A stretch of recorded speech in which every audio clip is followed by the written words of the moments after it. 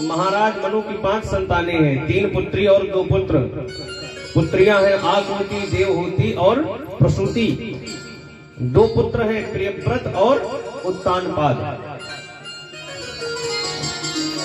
तो 3 पुत्रियों की कथा तो हमने कल सुना। अब इनके जो 2 पुत्र हैं प्रियव्रत और उत्तानपाद, भागवत में अब इनकी कथा आ रही है। क्योंकि भागवत का क्रम जो हम लोग सुन रहे हैं विगत 4 दिनों से, हम क्रम से जब श्रीमद् भागवत कथा सुनेंगे तभी हमें ज्यादा समझ में आएगी। आगे पीछे इधर उधर भागेंगे तो क्रम बिगड़ जाएगा और समझ में नहीं आएगी। तो अभी तक जो हमने भागवत कथा सुनी भगवान शिव के प्रसंग तक, इसके आगे सुखदेव जी महाराज परीक्षित को कथा सुनाते हुए उत्तानपाद, महाराज उत्तानपाद की कथा सुनाते हैं। ध्यान देना, महाराज उत्तानपाद बड़े ही प्रतापी राजा थे। इनकी 2 पत्नियां थी, एक का नाम था सुमति और एक का नाम था सुरुचि। महारानी सुमति अत्यंत कोमल स्वभाव वाली है और जो सुरुचि है ये कठोर स्वभाव की है। इनका हृदय कठोर स्वभाव वाला है। दोनों रानियों के एक एक पुत्र हैं। महाराज उत्तानपाद एवं महारानी सुमति से एक पुत्र है जिनका नाम है ध्रुव जी महाराज, और सुरुचि जी हैं, इनके पुत्र का नाम है उत्तम। ध्यान देना, ये जो राजा उत्तानपाद हैं, ये अपनी छोटी रानी, जो इनकी छोटी रानी है सुरुचि, इनसे बहुत प्रेम करते हैं। बहुत ही ज्यादा लगाव सुरुचि जी से रखते हैं। लेकिन जो सुमति हैं, इनके प्रति उत्तानपाद जी का व्यवहार सही नहीं है।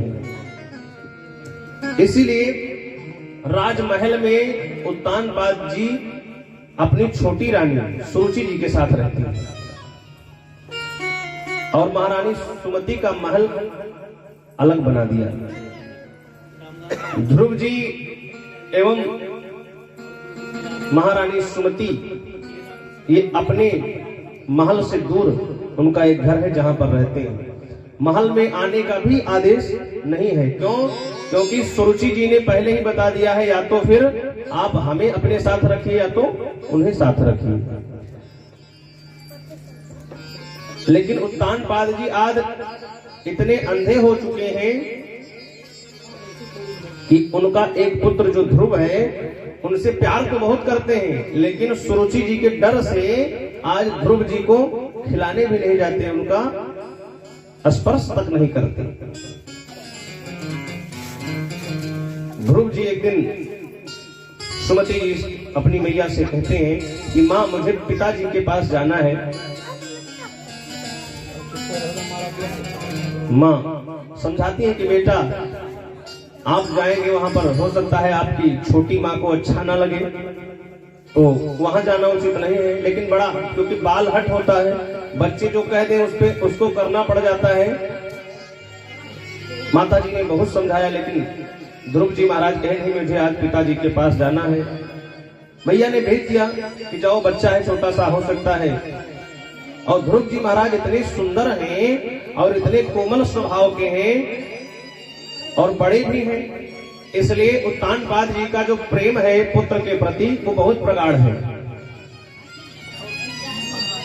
सिंहासन पर उत्तानपाद जी बैठे हुए हैं। ध्रुव जी महाराज राजमहल में प्रवेश करते हैं। उत्तानपाद जी ने देखा, बड़े दिनों बाद ध्रुव जी को देखा तो दौड़ करके सीने से लगा लिया और उठा करके सिंहासन पर गोदी में लेकर खिलाने लगे, प्रेम करने लगे। लेकिन जैसे ध्रुव जी की छोटी माँ सुरुचि ने देखा तो तुरंत सिंहासन के पास जा करके ध्रुव जी का हाथ पकड़ करके सिंहासन से नीचे उतार दिया और राजा उत्तानपाद को बहुत डांट लगाई। चूंकि प्रेम में इतने अंधे हैं कि आज सुरुचि ने एक बालक का अपमान कर दिया, सामने महाराज है जो उनके पति हैं उनका भी अपमान कर दिया। लेकिन महाराजा होते हुए भी इतने अंधे हैं कि छोटे से पुत्र की रक्षा नहीं कर पा रहे हैं। इसीलिए कहते हैं महाराज की व्यक्ति माया में कितना अंधा हो जाता है।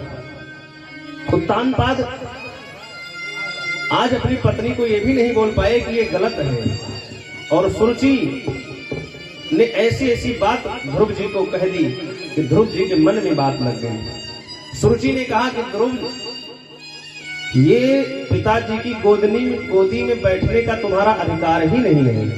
ध्रुव जी ने सोचा कि भाई क्यों, ये मेरे पिता हैं और एक पुत्र अपने पिता की गोदी में क्यों नहीं बैठ सकता? पुत्र तो सर पर भी बैठ सकता है, गोदी की क्या बात है।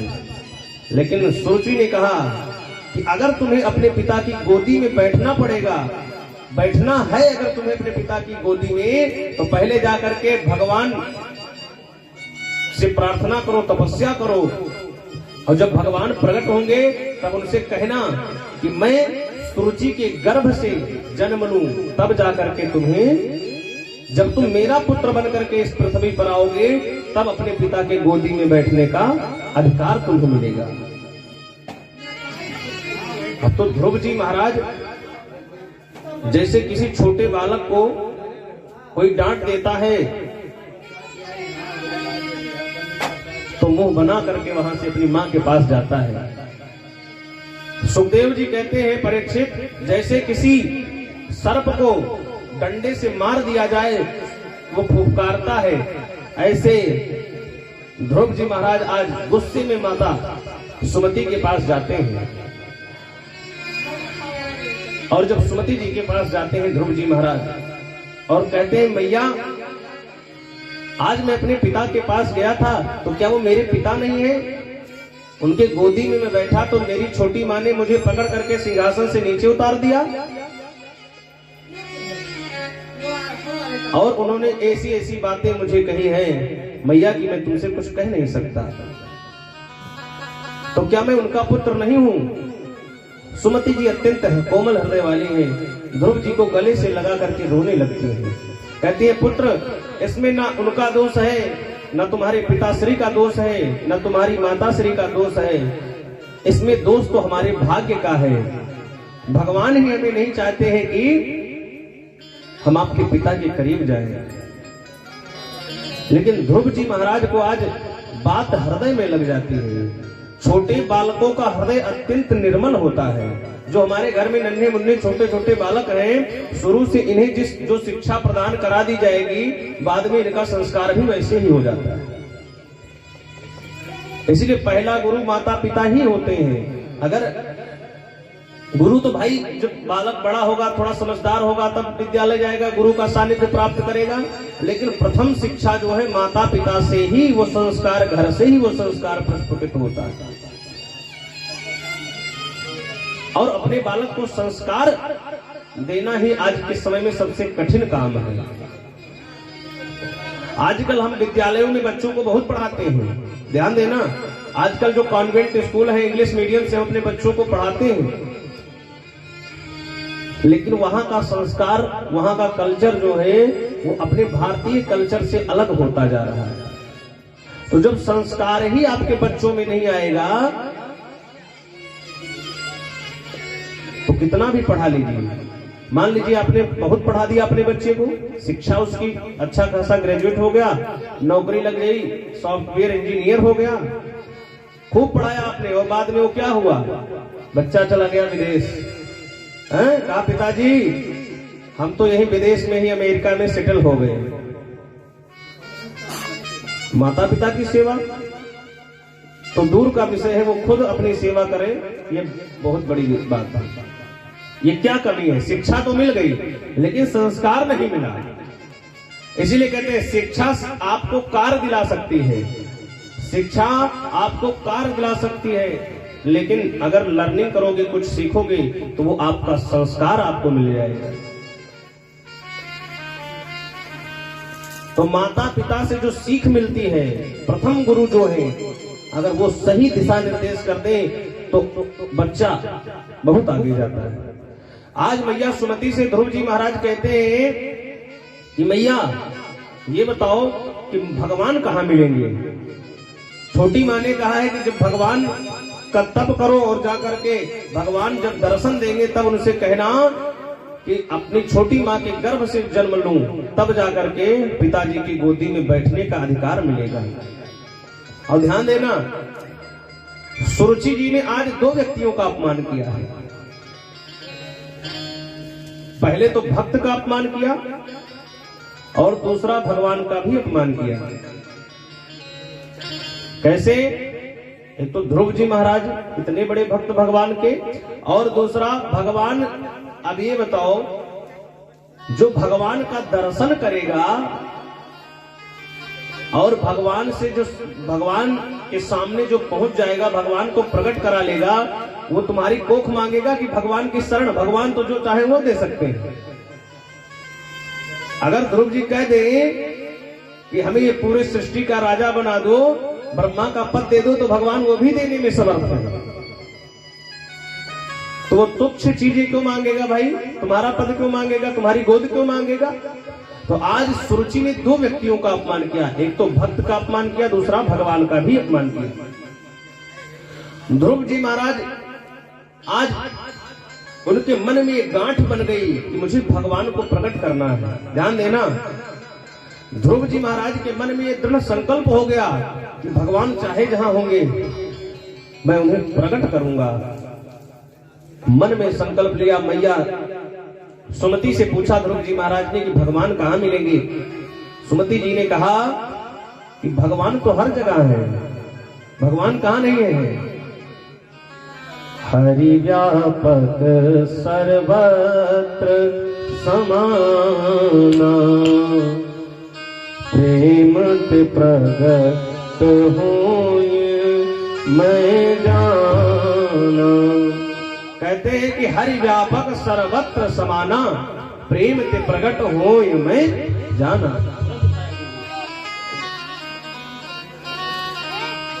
कहते हैं भगवान हर जगह व्याप्त है, कण कण में, अणु अणु में भगवान का वास है। तो भगवान कहाँ नहीं? भगवान तो हर जगह है। ध्रुव जी ने पूछा तो भगवान मिलेंगे कैसे? आज मैया सुमति ने ध्रुव जी को समझाया कि भगवान कैसे मिलेंगे। यहीं पर रखवा दीजिए प्रसाद, जो लोग आवा करें वहां न जाना पड़े, यहीं पर रख दिया करें। एक कोई पात्र रखवा दीजिए। बोले शंकर भगवान की जय। हाँ, यही लोग देखेंगे तो रखेंगे, वहां जाना पड़ता है, लोग नहीं समझ पाते। बोले शंकर भगवान की, श्रीमद् भागवत महापुराण की जय। सुमति मैया से ध्रुव जी महाराज पूछते हैं कि भगवान कैसे मिलेंगे? अगर भगवान हर जगह है तो मिलेंगे कैसे? मैया ने कहा कि उसके लिए तो तपस्या करनी पड़ती है, मेहनत करना पड़ता है, तब जाकर के भगवान प्राप्त होते हैं। जन्म जन्म मुनि जतन कराही, जब कई जन्म तक लोग तपस्या करते हैं तब जाकर के भगवान का दर्शन होता है, भगवान का साक्षात्कार होता है। ध्रुव जी के मन में ये बात आ गई कि हाँ भगवान मिलेंगे तपस्या करने से। रात्रि में मैया सो रही थी और ध्रुव जी महाराज, आज 6 वर्ष की अवस्था है ध्रुव जी की। मैया को प्रणाम किया और जंगल की तरफ चल पड़े। कहा कि तपस्या करना है जंगल में जाकर के, और तप करके मैं भगवान को प्रकट करूंगा। ये ऐसा दृढ़ संकल्प लेकर के ध्रुव जी महाराज निकले। और जब ध्रुव जी महाराज घर से निकले, सभी देवता लोग परेशान हो गए कि 6 वर्ष की अवस्था में ये कौन बालक जंगल की तरफ भगा जा रहा है। नारद जी को पता चला कि उत्तानपाद का पुत्र ध्रुव आज जंगल में जा रहा है भगवान की तपस्या करने। तो नारद जी ने सोचा भाई चेला बनाने लायक लड़का है। देखिए, गुरु को शिष्य की आवश्यकता होती है। अच्छा शिष्य भी मिलना अपने आप में एक बहुत बड़ा विषय है। गुरु तो मिलना एक सौभाग्य का विषय है, लेकिन एक गुरु के लिए एक अच्छा शिष्य मिलना भी सौभाग्य का विषय है। अगर गुरु अच्छा नहीं मिला तब तो हमारी समस्या है भाई। कोई बात नहीं, गुरु तो बना लिए। गुरु किसे कहते हैं? कहते हैं गुकारः अंधकारस्यात् रुकारस्तन निरोधकः अंधकार प्रकाशत्वात् गुरु इति विधीयते। शास्त्रों ने निर्देश दिया कि जो अंधकार से प्रकाश की ओर ले जाए वही गुरु है। अगर हमारे हृदय में अज्ञान का अंधकार भरा हुआ है तो उस अज्ञान अंधकार को गुरु लोग अपनी ज्ञान के प्रकाश से अंधकार को नष्ट करें, ये गुरु का काम है। तो हमें गुरु मिले तो सौभाग्य का विषय है, लेकिन गुरु को भी अच्छा शिष्य मिल जाए तो गुरु के लिए भी सौभाग्य का विषय है। तो नारद जी हमेशा तलाश में रहते हैं कि कहां पर कोई अच्छा शिष्य मिल जाए, तुरंत मंत्र दे दो।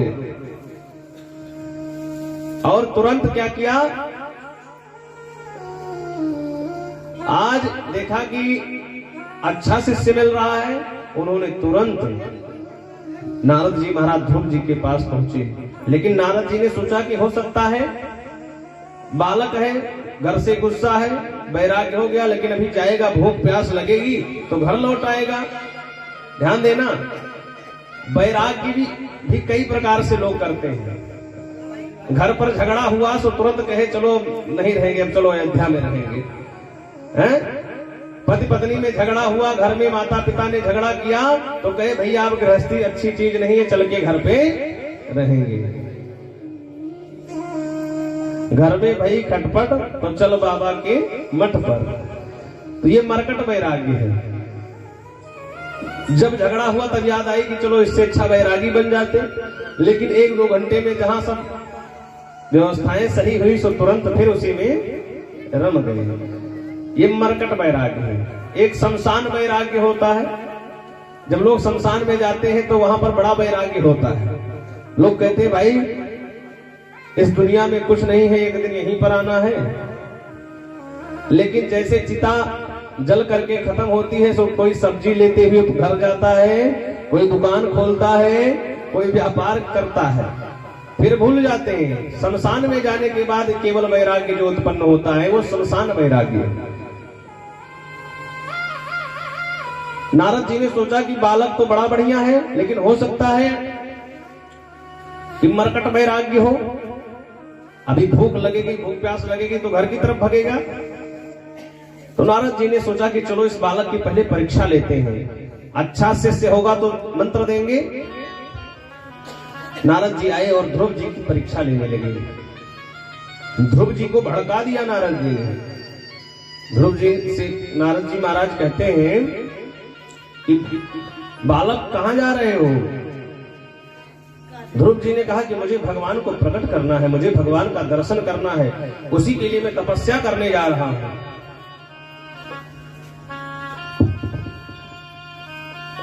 नारद जी ने कहा कि इतने छोटी अवस्था में बालक हो भी तुम, रास्ते में इतने वन्य जीव घूम रहे हैं, शेर भालू ये तुम्हें खा जाएंगे, तुम कह रहे हो कि जंगल में जाकर तपस्या करोगे?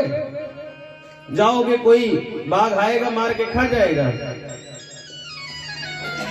ध्रुव जी कहते हैं ये बताओ कि मेरी माता जी ने मुझे सूत्र बताया है, हरि व्यापक सर्वत्र समाना, भगवान हर जगह है।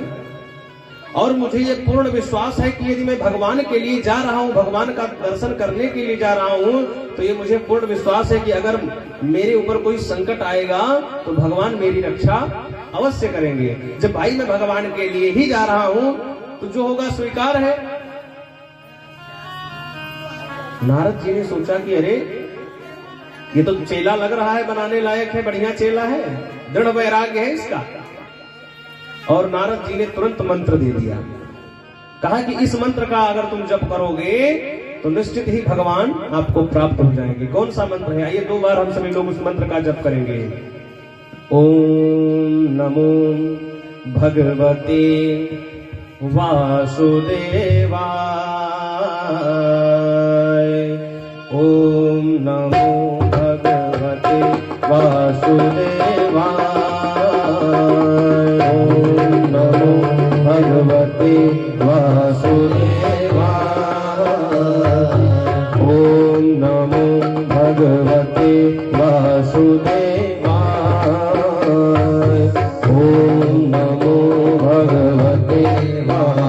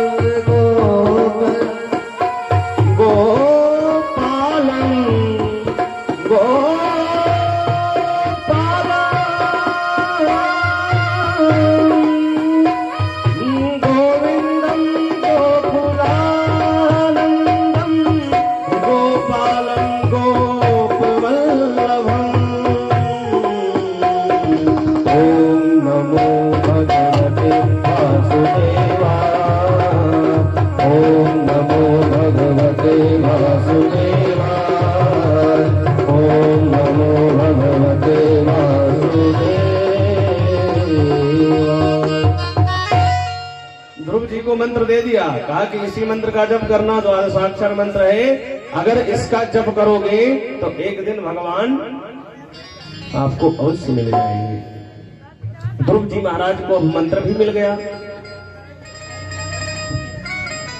संत का दर्शन हुआ और मंत्र भी मिल गया। और ध्यान देना, नारद जी महाराज एक ऐसे संत हैं कि जिन जिन लोगों को पहले नारद जी का दर्शन हुआ है उनको भगवान का दर्शन अवश्य हुआ है। एक बार अगर नारद जी का दर्शन हो जाए तो आप ये जरूर जान जाइए कि अब भगवान का दर्शन होने में ज्यादा समय नहीं है। उदाहरण है कि जिन जिन लोगों को नारद जी ने दर्शन दे दिया उन लोगों को भगवान ने दर्शन दे दिया। तो ध्रुव जी महाराज को तो शुभ संकेत मिल गया, नारद जी का दर्शन हो गया और मंत्र भी दे दिया, गुरु भी बन गए। और उसी द्वादशाक्षर मंत्र का अनुसंधान श्री ध्रुव जी महाराज ने किया, जिसके फलस्वरूप कहते हैं बड़ा ही कठोर तप किया है ध्रुव जी महाराज ने। कहते हैं महाराज 3 दिन में 1 दिन फलाहार करते हैं ध्रुव जी महाराज। जब तप शुरू किया तो 3 दिन में केवल 1 दिन फलों का आहार करते हैं। धीरे धीरे समय बीतता है, दूसरा महीना जब लगा तप का तो और तप कठोर कर दिया। अब क्या करते हैं ध्रुव जी, अब 6 दिन में एक बार केवल दूब और पत्ता यही खाते हैं। तृण पर्णादि भी, तृण और पत्ता, दूब घास इत्यादि और जो पत्ते हैं इनका सेवन करते हैं। बताइए 6 वर्ष का बालक आज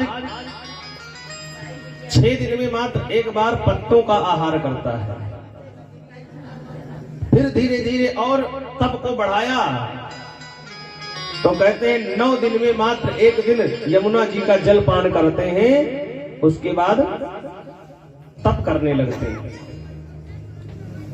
धीरे धीरे और तप कठोर किया, 12 दिन में मात्र 1 दिन वायु का आहार करते हैं, वायु पान करते हैं, केवल वायु पान करते हैं। 12 दिन में एक बार मुंह खोला, उसके बाद मुंह बंद। इतना कठोर तप कर दिया कि इंद्र का सिंहासन हिलने लगा। इंद्र लोग परेशान हो गए, इंद्र आदि देवता। इंद्र सोचे कि हो सकता है इंद्र की गद्दी ना छीन ले हमसे, परेशान हुए।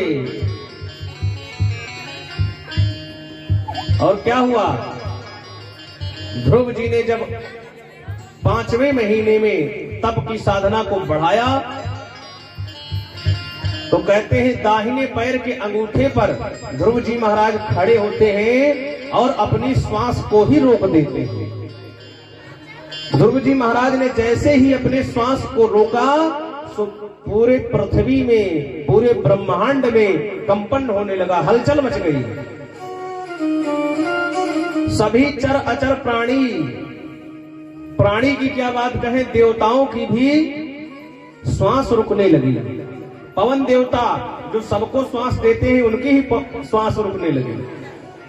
सब भागते हुए दौड़ते हुए भगवान के पास पहुंचे, कहने लगे प्रभु ये क्या हो गया, अचानक संतुलन बिगड़ रहा है पूरे ब्रह्मांड का, ऑक्सीजन की कमी हो रही है, क्या किया जाए। भगवान ने कहा कि डरो मत ऋषियों, कुछ ना कुछ तो इसका उपाय करना पड़ेगा।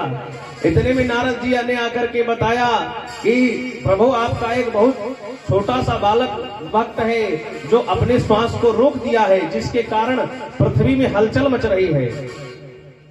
तो भगवान ने सोचा था कि 2-4 साल तपस्या करेगा तब जाएंगे, लेकिन ध्रुव जी के तेज से आज सबकी वायु ही रुकने लगी। देवताओं ने निवेदन किया कि जल्दी जाओ बालक को दर्शन दो, नहीं तो सब मर जाएंगे। और भगवान दौड़ करके आए ध्रुव जी को दर्शन करने, क्योंकि भाई अगर थोड़ी देर और हो जाती सब लोग, भाई जब श्वास ही नहीं रहती तो कौन बचता। दौड़ करके भगवान आए और भगवान ध्रुव जी के सम्मुख आकर के प्रकट हो गए चतुर्भुज रूप में। विष्णु भगवान की शंख चक्र गदा और पद्म लेकर के ध्रुव जी के सन्मुख आज प्रकट हो गए भगवान विष्णु। लेकिन ध्रुव जी महाराज आंख ही नहीं खोल रहे हैं। क्यों? क्योंकि हृदय के अंदर भगवान का दर्शन हो रहा है। ध्रुव जी के हृदय के अंदर भगवान का दर्शन हो रहा है, इसलिए वो भगवान को बाहर नहीं देख रहे। भगवान समझ गए कि ध्रुव जी ऐसे नहीं खोलेंगे, पहले हृदय के अंदर की झांकी को हटाना पड़ेगा। भगवान ने तुरंत जैसे हृदय से ध्रुव जी के गायब हुए, तुरंत छटपटाने लगे ध्रुव जी महाराज, और आंख खोल करके देखा तो जो झांकी हृदय के अंदर थी वही झांकी सन्मुख प्रकट दिख रही है। ध्रुव जी ने देखा, दौड़ करके भगवान के चरणों में गिर पड़े, प्रार्थना करने लगे। कहते हैं योऽन्तः प्रविश्य मम वाचमिमां प्रसुप्तां सञ्जीवयत्यखिल शक्तिधरः स्वधाम्ना अन्याश्च हस्तचरणश्रवणत्वगादे प्राणान्नमो भगवते पुरुषाय तुभ्यम्। ध्रुव जी ने कहा कि प्रभु आप तो प्रकट हो गए, लेकिन मैं करूं क्या, ये तो मुझे किसी ने बताया ही नहीं। लोग यही कह रहे थे कि भगवान प्रकट हो जाएंगे, लेकिन मैंने ये किसी से नहीं पूछा कि प्रकट जब हो जाएंगे भगवान तब क्या करना पड़ेगा। अब 6 वर्ष की बालक का जो बच्चा है वो क्या जाने भगवान की कैसे पूजा की जाती है, उनका ध्यान कैसे किया जाता है, बच्चे को क्या पता। ध्रुव जी हाथ जोड़कर कहते हैं प्रभु इसके बाद वाली प्रक्रिया तो मुझे कुछ पता ही नहीं है। हकबका गए। और क्या किया, भगवान ने अपना पांचजन्य शंख कपोल पर स्पर्श करा दिया ध्रुव जी के, और जैसे कपोल पर स्पर्श कराया सो वेद वेदांत कंठस्थ हो गए। ध्रुव जी स्तुति कर उठे। 12 श्लोकों में बड़ी ही दिव्य स्तुति श्री ध्रुव जी महाराज करते हैं, और कहते हैं मूकं करोति वाचालम पंगुम लंघते गिरिम यत्कृपातमहं वंदे परमानंद माधवम। ध्रुव जी महाराज कहते हैं कि आपकी कृपा जिसके ऊपर हो जाए, कदाचित वो गूंगा भी हो तो बोलने लगता है। मूक होई बाचाल पंगु चढ़े गिरवर गहन। अगर लंगड़ा भी व्यक्ति हो, लेकिन अगर आपकी कृपा उसके ऊपर हो जाए तो बड़े बड़े पहाड़ों को वो आसानी से नांग सकता है। ये भगवान की कृपा में यत् कृपातमहं वंदे परमानंद माधवम। कहते हैं प्रभु जिसके ऊपर आपकी कृपा हो जाए, गूंगा भी बोलने लगता है, लंगड़ा भी पहाड़ चढ़ जाता है। ये भगवान की कृपा का प्रसाद का प्रभाव है। ध्रुव जी ने बड़ी ही सुंदर स्तुति की, और भगवान ने आदेश दिया कि जाओ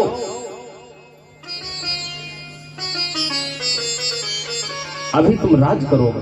पहले तो भगवान ने पूछा कि मैं प्रकट तो हो गया हूं, सब कुछ हो गया, लेकिन मांगो, क्या मांगना है। ध्रुव जी के मन में आया कि क्या मांगे। पहले क्या मांगने आए थे ध्रुव जी महाराज, किस जिद में आए थे कि मैं जाऊंगा भगवान को प्रकट करूंगा और मांगूंगा कि मुझे अपने पिता की गोदी में बैठना है। लेकिन जब उन्हें वेद वेदांत का ज्ञान हो गया पांचजन्य शंख के प्रभाव से, तो क्या मांगा ध्रुव जी ने। कहते हैं प्रभु इस तुच्छ बालक पर कृपा की दृष्टि दो अपनी, मैं द्वारे आ पड़ा तेरे ये बाहें थाम लो मेरी। मैं मांगू तो मैं क्या मांगू कि तुम हो जानते सब कुछ। मैं मांगू तो मैं क्या मांगू कि तुम हो जानते सब कुछ। ये गोदी मैं तेरी पाऊं यही बस कामना मेरी। ये गोदी मैं तेरी पाऊं यही बस कामना मेरी। ध्रुव जी महाराज क्या कहते हैं कि पहले तो ध्रुव जी महाराज आए थे पिता की गोदी मांगने, लेकिन जान गए पिता से भी बड़ी कोई गोदी है, वो भगवान की गोदी है। और कहने लगे कि मैं तो बस आपके शरण में रहना चाहता हूँ, आपका भक्त बनना चाहता हूँ, आप मुझे स्वीकार करें। भगवान समझ गए कि अब ये तो सब जान चुका है, ये पिता की गोदी नहीं मांगेगा। भगवान ने कहा कि जाओ, अभी तुम्हें राज करना है। और जब भगवान का आदेश हुआ, ध्रुव जी से भगवान ने कहा कि अभी तुम जाओ, 36,000 वर्ष तक तुम अभी इस धरा धाम पर अपने पिता के बड़े पुत्र हो। ये शास्त्र कहता है कि बड़े पुत्र को ही राजा बनाया जाएगा, तो तुम अभी राज करोगे, 36,000 वर्ष तक राज करेंगे और फिर परम धाम को गमन करोगे। ध्रुव जी महाराज को ये आशीर्वाद मिला, लेकिन ध्रुव जी ने कुछ मांगा नहीं। इसीलिए कहते हैं मांगोगे तो क्या मांगोगे भाई, भगवान से यदि आप मांगेंगे तो क्या मांगेंगे। किसी बड़े व्यक्ति से जब जाओ कुछ कहने तो पहले ही मांग लोगे कि भाई हमें ये दे दो, लेकिन बड़ा व्यक्ति हो सकता है उससे ज्यादा भी तुम्हें कुछ देना चाह रहा हो, और अगर पहले ही तुम कुछ मांग लोगे छोटी चीज, तब तो समस्या हो जाएगी। तो मांगना है तो बड़े व्यक्तियों से बहुत ज्यादा नहीं मांगना चाहिए, वो खुद ही जानते हैं आपको दे देंगे। अगर ध्रुव जी महाराज मांग लिए होते कुछ, तब तो कुछ नहीं मिलता, लेकिन भगवान ने दिया तो क्या दिया, बोल दिया 36,000 वर्ष तक राज करो। 1-2 हजार वर्ष तक राज करने का योग होता, लेकिन भगवान ने कहा 36,000 वर्ष तक तुम राजा बन करके भोग करोगे, उसके बाद मेरे परम धाम को जाओगे। ध्रुव जी को इतना सुंदर आशीर्वाद दिया। ध्रुव जी घर पर आते हैं और इनका विवाह भ्रमी और इला नाम की 2 कन्या के साथ होता है। ध्रुव जी की 2 पत्नियां हैं, भ्रमी और इला। उत्कल और वत्सर नाम के 2 पुत्र हैं, और ध्रुव जी महाराज का जीवन सानंद संपन्न होता है। ध्यान देना, ये ध्रुव जी महाराज ने 6 वर्ष की अवस्था में भगवान को प्राप्त कर लिया। आजकल लोग कहते हैं भाई कि बुढ़े हो जाओ तब भजन करो, है चर्चा यही तो आती है कि भाई अभी क्या भजन करना है। लेकिन ध्यान देना, जब पहले से अभ्यास नहीं रहेगा तो बुढ़े होने के बाद भी भजन नहीं कर पाओगे। अभ्यास तो धीरे धीरे करना पड़ता है ना। अब आप ये सोचें कि इकट्ठे ही जब बुढ़े होंगे तब भजन करेंगे, तब पता चलेगा कि एक जगह पर सही से बैठ भी नहीं पा रहे हैं, हाथ पैर दर्द करने लगता है, कानों से कम सुनाई देने लगता है, आंखों से कम दिखाई देने लगता है, चलने फिरने में असमर्थता हो जाती है। तो व्यक्ति कैसे फिर क्या कर पाएगा भाई। अब आप ये सोचते हैं कि भाई बुढ़े पर ही भगवान की कृपा होती है, तो ध्रुव जी महाराज को 6 वर्ष की अवस्था में भगवान कैसे मिल गए, ये एक बहुत बड़ा प्रमाण है। और धीरे से बच्चों का जो मन है वो बहुत निर्मल होता है। जब उनको पहले से ही ऐसा संस्कार मिल जाएगा तो बड़े होकर के स्वतः ही भगवान की भक्ति करने लगेंगे। लेकिन जब बचपन से ही आपका संस्कार बिगड़ गया तो बाद में जा करके आप नहीं कर पाएंगे भक्ति। शुरू में आप शराब पीने की लत लग गई तो लास्ट तक आप शराब पिएंगे। कोई भी लत जब आपको बचपन में ही लगेगी तो अंत तक सुधरना मुश्किल हो जाता है। अगर वही पहले भगवान की भक्ति करने का उपदेश मिल जाए बच्चों को तो वो भगवान को प्रकट करने में सामर्थ्य हो सकते हैं। ये ध्रुव जी की कथा का मुख्य लक्ष्य है। ध्यान देना, अगर आप ध्रुव जी की दृढ़ संकल्पता को देखें तो भक्त क्या करते हैं, भगवान के दर्शन के लिए एकदम सब घर द्वार त्याग करके जब भगवान की तरफ जाओगे तभी आपका कल्याण होगा। अब आप ये सोचें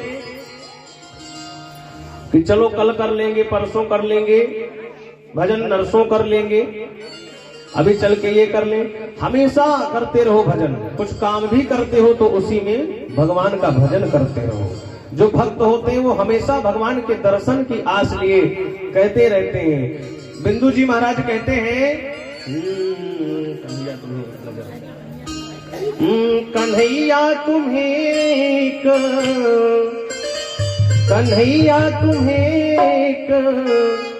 नजर देखना है, जिधर तुम छुपे हो उधर देखना है, जिधर तुम छुपे हो। जो भक्त होते हैं, जो वस्तुतः भक्त होते हैं वो हमेशा भगवान के दर्शन के लिए ही लालायित रहते हैं। भक्त कहते हैं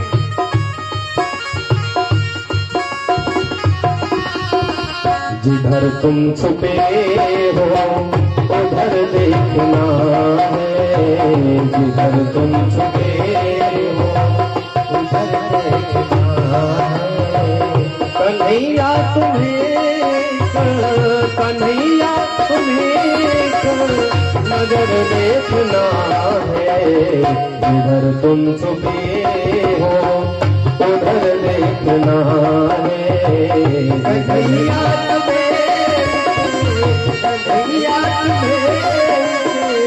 नजर देखना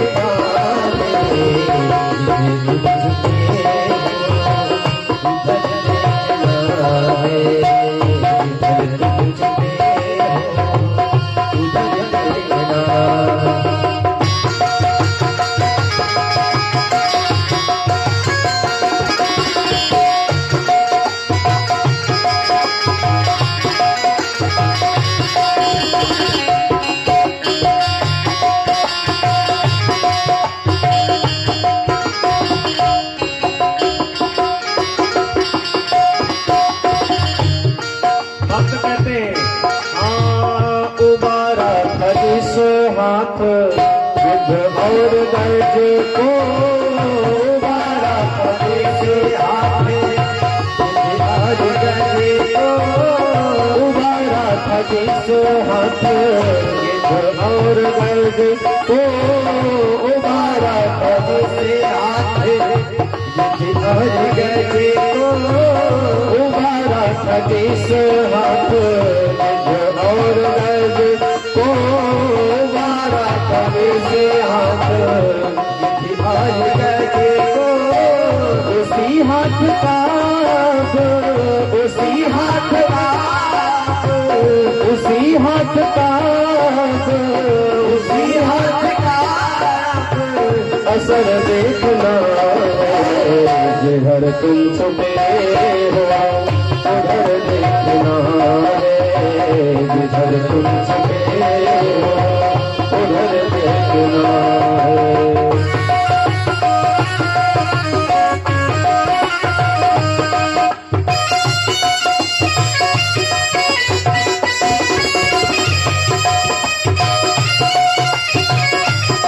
भाव से तालियों की सेवा करते हैं।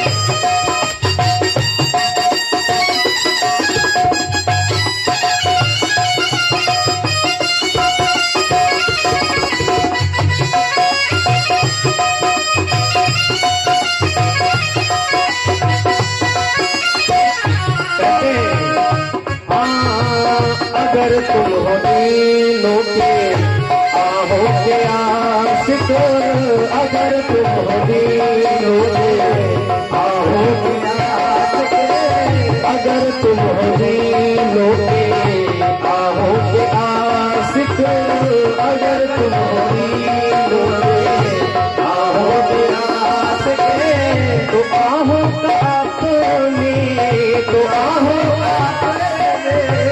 तो आहो अपनी तो आहो असर देखना है, जिधर तुम छुपे हो उधर देखना है, जिधर तुम छुपे हो उधर देखना है। भाव से तालियों की सेवा करते हैं।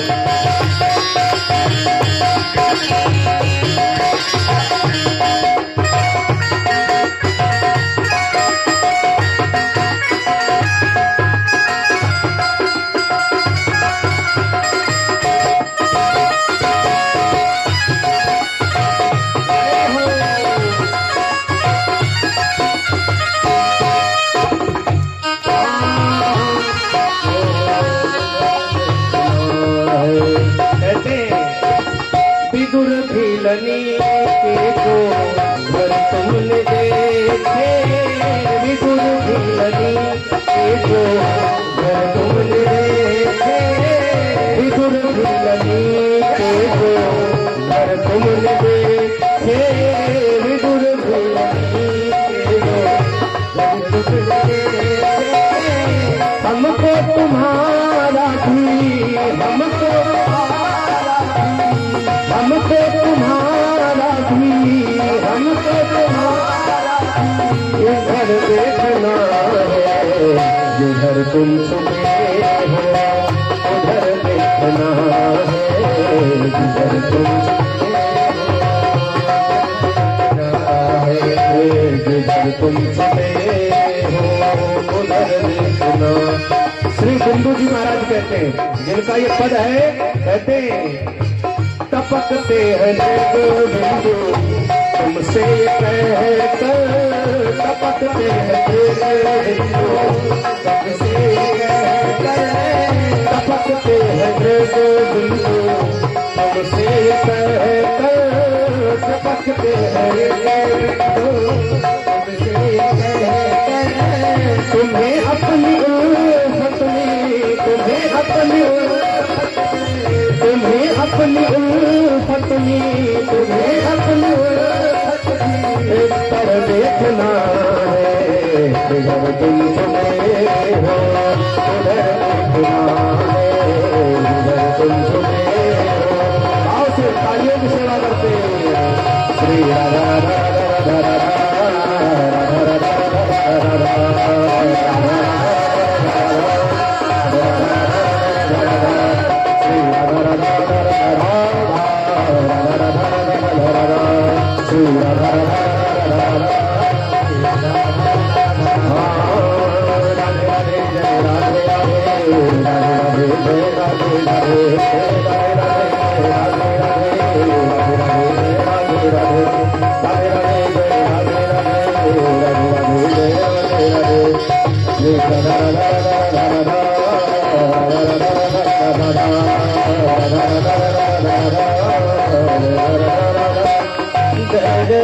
श्री राधे। एक बार जोर से बोलिए राधे राधे।